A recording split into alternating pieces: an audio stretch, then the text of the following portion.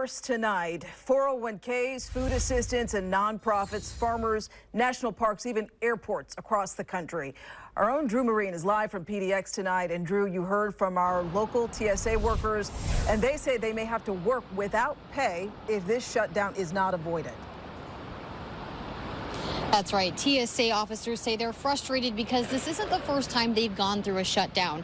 One officer says they already live paycheck to paycheck, so many are wondering how they're going to pay for rent or groceries if Congress doesn't come up with a plan.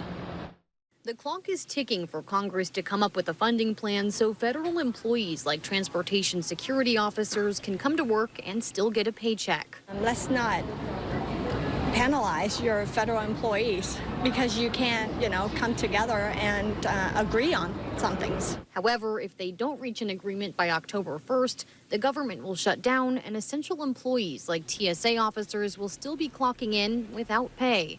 Most officers are now feeling anxious they won't be able to make ends meet. I'm newly married, and we're long distance, so I have two home payments currently, which is giving me a lot of anxiety. Not being able to pay our mortgage, our rent, the daycare, the babysitter, paying for medications, paying for groceries. And, a lot of our folks, the officers, they live from paycheck to paycheck. We're not, we don't have like 5 months worth of income saved up because we don't make enough for that. Trang Kim is a TSO at PDX and the regional vice president for Oregon's TSA union. She says she's already worked through a government shutdown back in 2018 when it lasted more than a month. What is it like to come to work and know you're not getting paid? Humiliating, and it's frustrating. But Kim says regardless of what happens, travelers shouldn't expect any delays. How we feel, how it impacts us, we set that aside. When we come to work, it is your safety that we care about.